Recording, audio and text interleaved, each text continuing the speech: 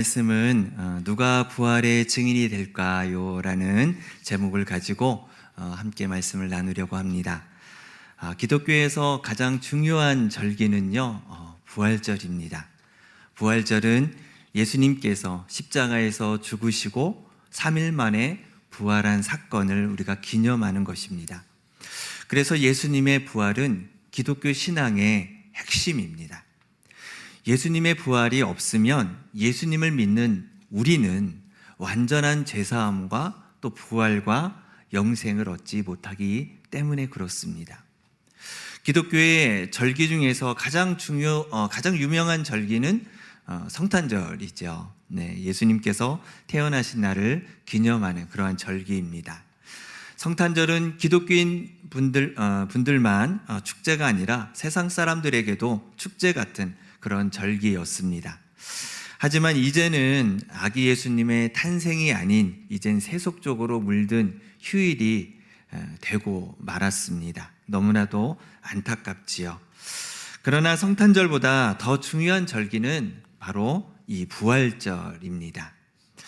분명 예수님께서 이 땅에 오신 사건은 엄청난 사건입니다. 하지만 예수님께서 십자가에 죽으시고 부활하지 않으셨다면 기독교는 존재할 수가 없습니다. 그만큼 예수님의 부활은 기독교의 전부라고 표현해도 과언이 아닙니다. 우리 그리스도인은 부활신앙의 중요성을 분명하게 인식하며 살아야 됩니다. 하지만 의외로 많은 그리스도인들이 부활에 대해서, 예수님의 부활에 대해서 여전히 믿지 못하는 그런 경향들이 있습니다. 지금 예배를 드리는 우리 여러분들 중에도 아마 그리스도의 부활에 대해서 좀 의심하거나 여전히 이 부활에 대해서 믿지 못하시는 분들도 있을 것입니다. 아마 대부분은 다 그리스도의 이 부활을 믿으시지만 그렇지 못하신 분들도 있다는 것이죠. 다른 성경의 말씀들은 이해가 되는데 부활에 대해서는 도저히 이해가 되지 않는다, 도저히 믿을 수가 없다라고 말씀하시는 분들도 있습니다. 부활뿐만이겠습니까? 하나님의 말씀이 잘 믿어지지 않습니다 라고 생각하시는 분들이 너무나 많다라는 것이죠. 부활신앙은요, 내가 믿고 싶어서 믿어지는 것이 결코 아닙니다. 하나님께서 은혜를 베풀어 주셔야 돼요. 하나님께서 우리에게 믿음을 주셔야 우리가 그 부활, 예수님의 부활이 믿어진다라는 것이죠. 믿음도 하나님의 주권 아래에 있기 때문에 그렇습니다. 하나님께서 주시는 은혜이니까, 하나님의 주권이니까 그러면 우리는 가만히 있으면 언젠가는 믿음을 주시겠지라고 생각하고 있다면 그것은 좋은 신앙의 자세는 아닙니다.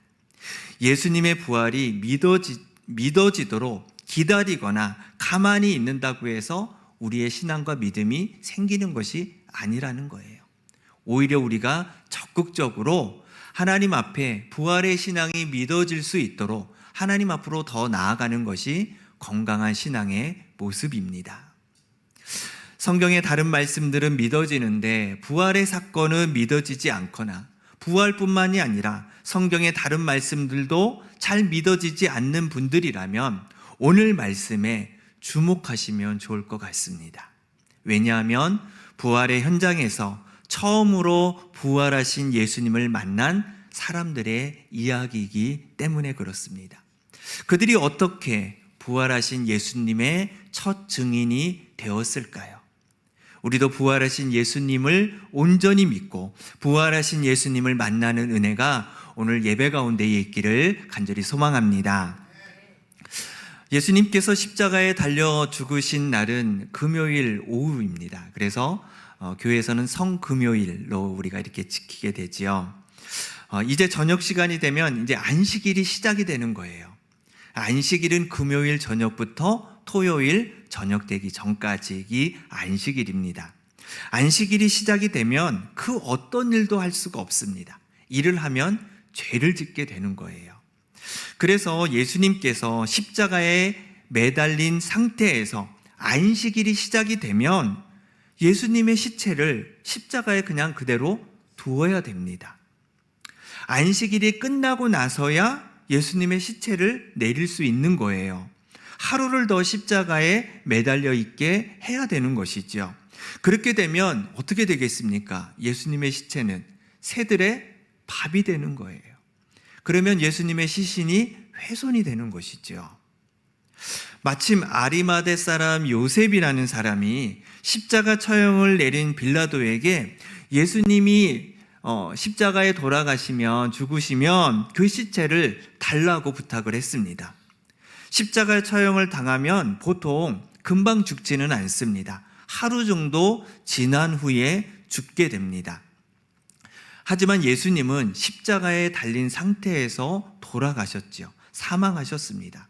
그래서 아리마대 사람 요셉이 빌라도에게 예수님이 죽었으니까 그 시체를 달라고 이야기했을 때 빌라도가 허락을 해줍니다. 그래서 요셉은 예수님의 시체를 받아서 세마포에 싸서 무덤에 넣었습니다. 왜냐하면 안식일이 시작되기 전에 빨리 장례를 마치기 위한 것이었지요. 그리고 큰 돌을 굴려서 무덤 입구를 막았습니다. 이런 모든 과정을 지켜본 사람이 있었어요. 그 사람이 바로 오늘 1절에 나와 있는 3명의 여인입니다. 막달라 마리아, 야고보의 어머니 마리아, 그리고 살로메였습니다. 이들은 왜 예수님의 무덤을 알아둔 그 이유가 무엇이었을까요? 1절에도 그 이유가 나오죠. 예수님의 시체에 향품을 바르기 위함이었다는 것이죠. 유대인의 장례 의식에는요, 시신을 매장할 때 향품을 바르는 전통이 있었습니다. 향품을 발라서 시신의 부패와 악취를 중화시키고 고인의 존엄성을 지키는 그런 관습이 있었던 것이죠. 바로 이 세 여인은 미리 향품을 사다 놓았습니다. 안식일이 시작되기 전에 미리 준비해 둔 것이지요. 그래서 안식 후 첫날 일찍 해 돋을 때가 되어서 예수님이 계신 무덤으로 달려가는 겁니다.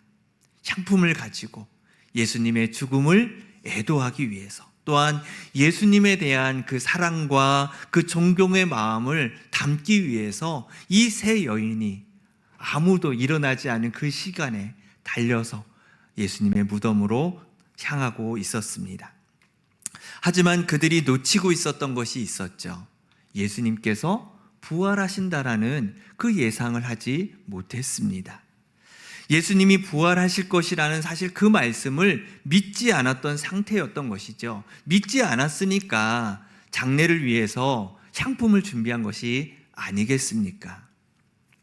더군다나 이들은 참으로 좀 무모한 행동을 하고 있습니다. 무덤에 간다고 해서 예수님의 시체를 볼 수 있겠습니까?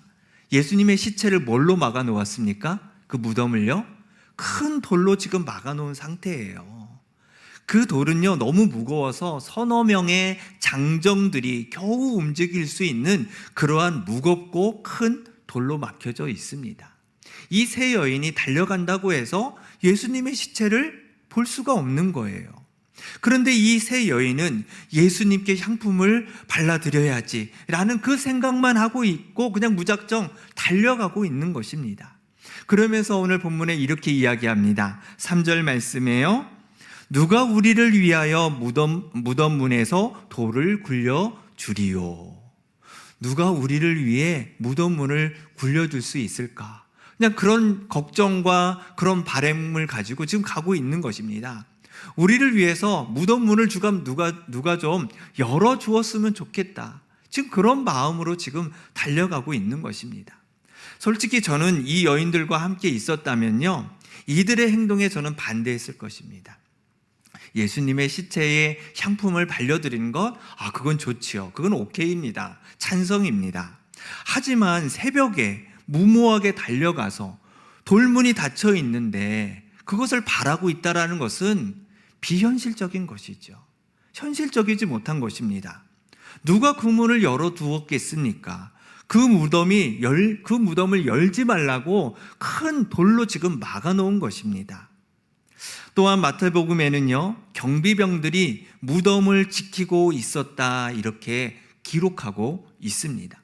왜냐하면 이 대제사장들과 이 바리새인들이 걱정을 하고 있는 거예요. 이 제자들이 예수의 시체를 가지고 가서 부활했다라고 이렇게 유언비어를 퍼뜨리는 것은 아니야? 그럴까봐 이 지금 대제사장과 바리새인들이 미리 빌라도에게 가서 그 무덤을 지켜야 된다고, 그래서 경비병을 통해서 그 무덤을 지키고 있었다라는 것입니다.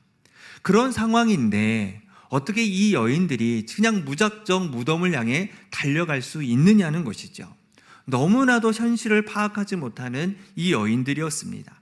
아무리 이성적으로 판단을 해도 불가능한 그 일을 향해 달려가고 있는 이 여인들이 너무나도 무모하게 보입니다. 저는 그렇게 보였습니다. 그런데 어떻게 되었습니까? 이 세 여인이 도착할 때에 이미 돌문이 열려 있었습니다. 굴려져 있었습니다. 정황을 볼 때에 도대체 누가 이렇게 했을까? 언제 이것을 굴려놓았을까? 어떻게 했을까? 안식일이 끝나고 나서 안식일 동안에는 아무것도 할 수 없습니다. 돌을 굴리는 것조차도 그것은 일이었습니다. 그런데 그것도 새벽에 나와 있는데 도대체 누가 그것을 할 수 있느냐는 것이죠. 마가는 이 돌이 지금 힘이 크다라고 오늘 본문에서 이야기하고 있습니다. 이 말이 무엇입니까? 사람이 한 것이 아니라는 거예요. 사람이 할 수 있는 시간대, 그 시간대가 아니라는 것이죠. 누가 와서 그 큰 돌을 이 어둠의 가운데에 새벽에 해가 뜨기 전에 그것을 굴려놓았냐는 것이죠.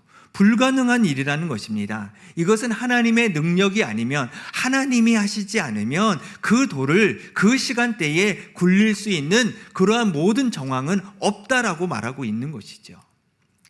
이 세 여인의 이 간절한 마음이 현실로 이루어지게 된 것입니다. 교회에 남성 신도들보다 여성 신도들이 더 많습니다. 여러분, 왜 그럴까요? 그 이유는 남성들의 특징이 있습니다. 남성들은 이성적이고 논리적이어야 이해가 돼요. 그래야 믿어지죠. 그렇지 않으십니까? 네, 아닌 것처럼 가만히 네, 저도 그래요. 사실 저도 논리적이고 이성적이어야 그게 이해가 되고 받아지는 사람입니다. 하지만 여성들은 좀 달라요. 그렇죠? 여성들은 꼭 논리적이지 않아도 돼요. 네, 이성적이지 않아도 돼요. 그러니까 뭔가 이렇게 느낌이 오면 받아들여요. 네, 그것이 특징이죠. 그러니까 뭐 다 그렇다는 얘기는 아닙니다. 남자들의 일반적인 특성, 여성들의 일반적인 특성이 그러한 성향을 가지고 있다라는 것이죠. 그러다 보니까 오히려 예수님을 믿고 따르는 것이 남성보다는 여성들이 훨씬 더 많은 그런 비율을 차지하고 있는 것 같습니다. 하지만 또 남성들은 달라요. 딱 그것이 믿어지기 시작하면 어떻게 합니까? 목숨 걸고 주님을 향해 헌신하게 되지요. 이 12명의 제자들처럼 말이지요. 그래서 신앙이라는 것이 무엇이냐면요, 이해되기 때문에 믿는 것이 아니라 믿기 때문에 이해가 되는 것입니다. 여러분들 한번 따라해 보시겠습니까? 신앙이란 이해되기 때문에 믿는 것이 아니라 믿기 때문에 이해되는 것이다. 그렇습니다. 신앙생활에 있어서 중요한 것은요, 믿음입니다. 믿음이 제일 중요합니다. 그래서 성경은 오직 믿음 이렇게 말하는 이유가 여기 있는 것이죠. 예수님께서 사람들이 막 몰려왔을 때에 이해되냐? 이렇게 물어보지 않으셨어요. 믿느냐라고 물어보셨죠.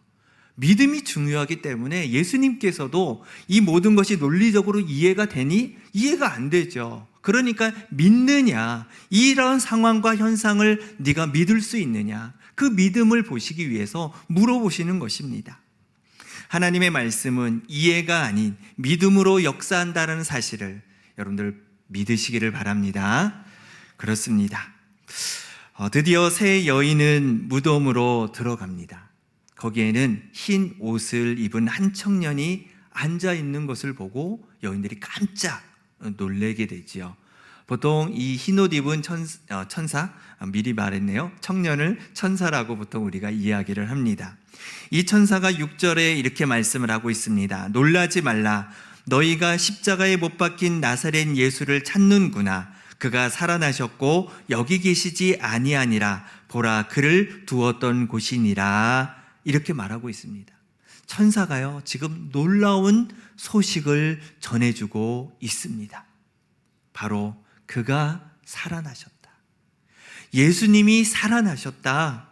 예수님이 부활하셨다. 바로 그 소식을 이 천사들이 이 세 여인에게 전했습니다. 사실 얼마나 두려웠겠습니까? 얼마나 생각할 수 없는, 상상할 수 없는 그 놀라운 기적 같은 일들이 일어나게 되었던 것이죠. 이 세 여인이요, 너무 놀랍고 두려워서 도망을 치게 됩니다. 여러분, 예수님의 부활이 정말 사실일까요? 여러분 믿으십니까? 네.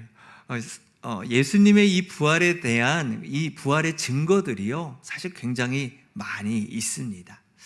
옥스퍼드 대학교의 토마스 아놀드는 부활에 대해서 이렇게 이야기합니다. 나는 지금까지의 인류의 역사를 통틀어 그리스도의 죽음과 부활에 대한 위대한 증거보다 더 공정하고 충분한 증거에 의해 입증된 사실을 보지 못했다. 무슨 말입니까? 너무 그 입증된 것이 너무나도 명확하다라는 것입니다. 너무나도 충분하고 공정한 증거들이 너무나도 많다라는 거예요. 이것보다 더 확실한 입증된 것은 없다라고 말할 정도로 이 부활의 증거들이 너무나도 많다라는 것입니다. 그럼에도 불구하고 우리는 예수의 부활을 믿지 않습니다. 증거가 없어서요? 증거의 문제가 아니에요. 믿음의 문제입니다. 믿음의 문제입니다. 부활하신 예수님은 무덤에 찾아온 막달라 마리아를 만나셨습니다. 부활의 첫 증인이 된 거예요. 이 막달라 마리아가요. 막달라 마리아는 제자들에게 가서 예수님이 살아나셨다고, 예수님을 만났다라고 전합니다. 그런데 제자들은 반응이 이상해요. 막달라 마리아가 내가 만났고 주님이 살아나셨다라고 그렇게 말을 하고 있지만 그 말을 듣고도 믿지 않는 것이지요.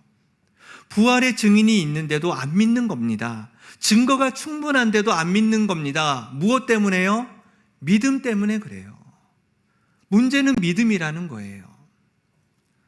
원래 예수님의 부활을 믿고 목격해야 될 사람들이 누구입니까? 제자들이어야 되죠. 제자들이 더 먼저 믿고 그 목격을 해야 되는 그 증인들이 되어야 되지 않겠습니까? 왜냐하면 제자들은 예수님의 가장 측근들이잖아요. 예수님의 공생애 3년 동안 함께 먹고 자고 사역을 했습니다. 누구보다도 예수님의 능력을 가까이에서 보았고 실제로 경험도 했습니다.